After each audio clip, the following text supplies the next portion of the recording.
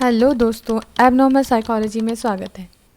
आज बात करते हैं उन लोगों की जिन्हें कुछ समय से अचानक बार बार बेहोशी, भयंकर डर, दौरा पड़ने जैसी शिकायत हो, जिन्होंने अपना फुल बॉडी चेकअप करा लिया हो पर रिपोर्ट में कुछ ना आया हो और अब झाड़ फूँक करा रहे हो, जिन्हें ये पता नहीं कि उनके साथ क्या हो रहा है पर हार्ट बीट कभी तेज़ कभी कम, पसीना पसीना हो जाना, कपकपाहट, सांस रुकने जैसी फीलिंग, लगे कि बस बेहोश होने वाले हैं, मरने वाले हैं, दम घुट रहा है, छाती में दर्द, अपने पर से काबू खोना, और ऐसा हफ्ते में कम से कम 2 बार हो रहा हो और हालात ये हों कि अकेले जाने में कहीं और अकेले घर में रहने में डर लगता हो।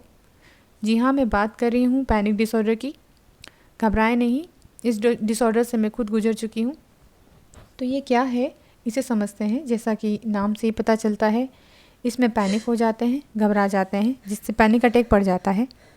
क्यों पड़ता है? तो उसका कारण कुछ बुरी घटना, जैसे किसी अपने का मर जाना या छोड़कर चले जाना, या बचपन से किसी तनावपूर्ण स्थिति में रहना, या किसी मेडिकल कारण से भी हो सकता है कि लंबे समय से आप किसी ऐसी भयानक दर्द से गुजरे हों, जैसे मौत को टक्के से छू के वापस आना। तो मन में कहीं मौत का डर बैठ जाता है, खुद की या किसी को खो देने का डर। तो ये साइकोलॉजिकल कारण है। बायोलॉजी के कारण में दिमाग के उस सर्किट का कमज़ोर होना बताया गया है जो इमरजेंसी रिएक्शन को बंद करता है या कम करता है। मतलब इमरजेंसी में दिमाग जैसे एक्टिव हो जाता है, उसके तुरंत बाद दिमाग को जो रिलैक्स करने का काम करता है, यहाँ पे उस सर्किट की बात हो रही है। पर मेरे पॉइंट ऑफ व्यू से अगर आपको ये बचपन से नहीं है तो इसके पीछे साइकोलॉजिकल कारण ज़्यादा होता है। मेरे एग्जाम्पल से समझते हैं। जब मेरे पिताजी की डेथ हुई तो धूमिल शाम के टाइम हुई थी हॉस्पिटल में।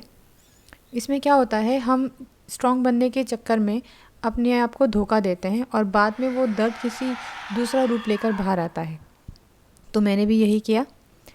तो कुछ महीने बाद जैसे ही धूमिल शाम होने लगी, मैं पैनिक होने लगी और फिर रात के 12 से 2 बजे के बीच मुझे पैनिक अटैक आने शुरू हो गए। फिर मुझे उसी हॉस्पिटल में ले जाया गया जिसमें पिताजी थे। मैं वहाँ और पैनिक हो गई और एक ही रात में 2 से 3 पैनिक अटैक मुझे पड़ गए। मेरी हार्ट बीट कम जो हो जाती थी, सांस उखड़ जाती थी, और मैं अभी भी अपने आप को धोखा दे रही थी कि मैं साइकोलॉजी तो मैं पढ़ती हूँ और ये मुझे ऐसे कैसे हो सकता है।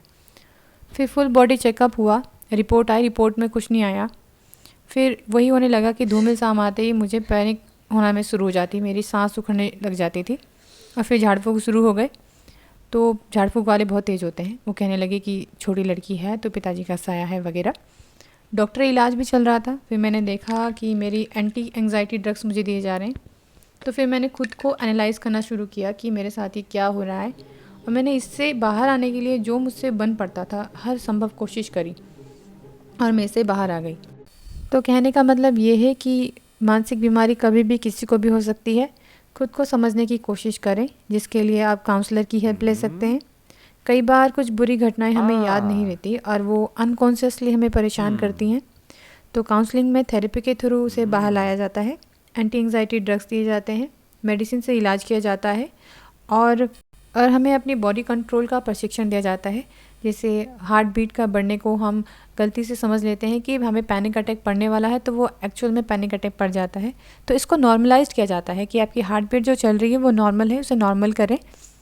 और काउंसलिंग में आपके उस दुख को बाहर लेके आया जाता है जिसकी वजह से ये प्रॉब्लम शुरू हो रही है। विश्वास का इसमें अहम रोल होता है। तो दोस्तों, खुद पर विश्वास रखें और जल्द से जल्द काउंसलर से मिलें। मेरी वीडियो देखने के लिए थैंक यू।